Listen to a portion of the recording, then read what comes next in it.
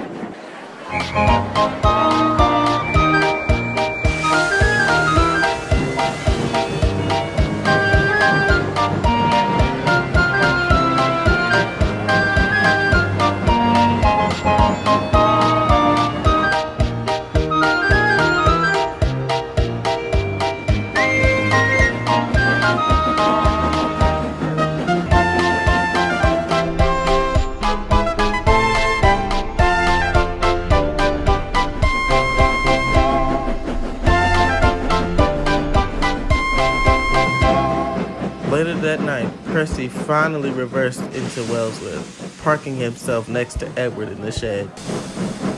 I'm here, Edward, said Percy. Glad to see that you've made it okay, Percy. Now, tell me, what exactly did you see? Well, that's the thing. I don't know. All I saw was a silver engine, and he was pulling coaches. Tell me, did he look like Thomas? Yes, he did. Percy, listen close. This story I'm about to tell is not pleasant.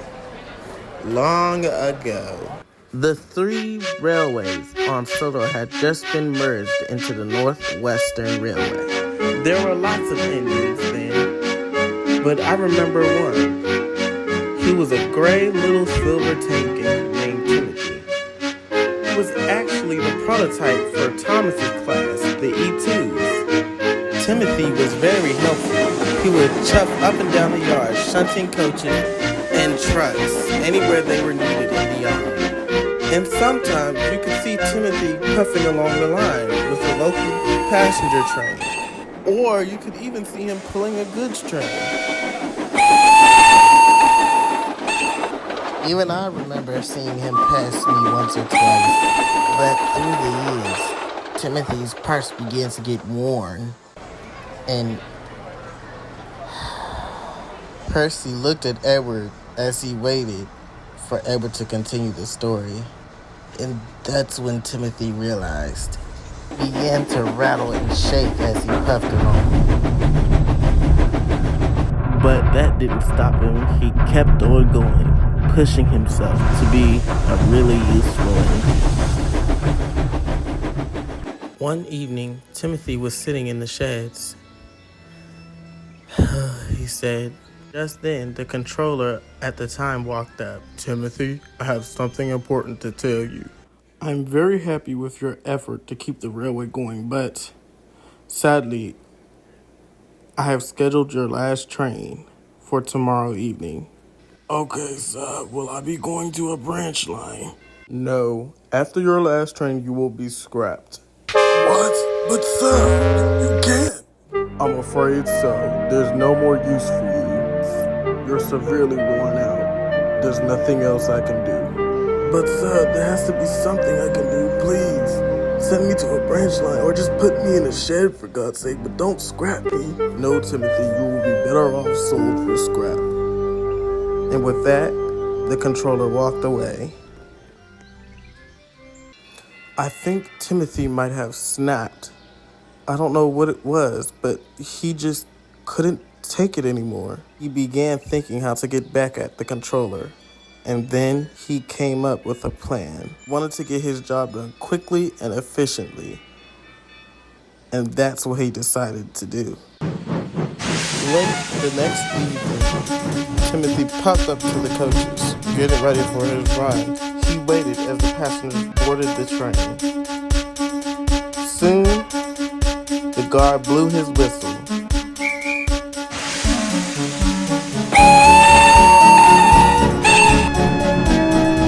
And Timothy left the platform.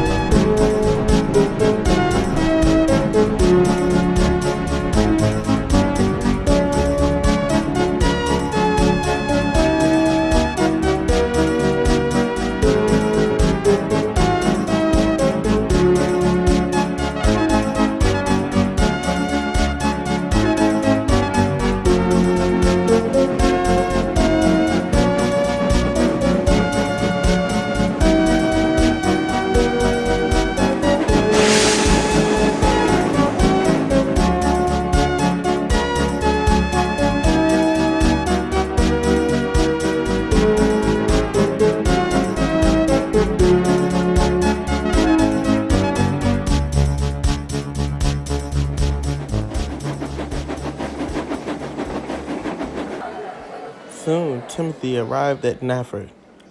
He parked his train at the platform, waiting to pick up more passengers.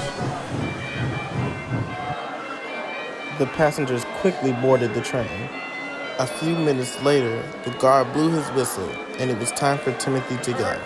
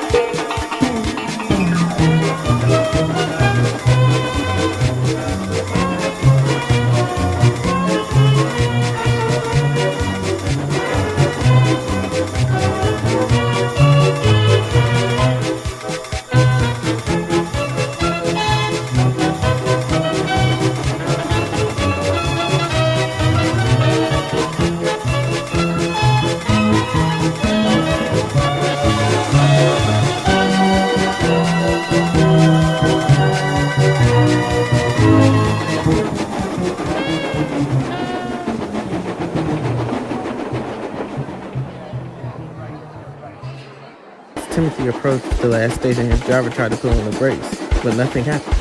Timothy, what are you doing? This is our stop! The station master stood on the platform as the train rushed by. Timothy tried to stop, but his brakes wasn't responding. He careened down the line. His driver called out to him, "Stop, Timothy, stop! You'll kill us all!" Then there was trouble. The tracks was switched to the loop line, and it went straight towards the new viaduct that was being built. Viaduct loomed in view. The driver screamed out, "Timothy, stop, please! There are people on this train!" Timothy called out, "I'm trying, God damn it!" Timothy raced closer and closer towards the unfinished viaduct. Timothy said, "Driver, quickly uncover the coaches, now!" Okay. The driver quickly started to climb out, but it was too late. Timothy rounded the last corner and careened towards the bridge. Timothy shut his eyes and prepared for the worst, his whistle blaring as he fell into the gorge.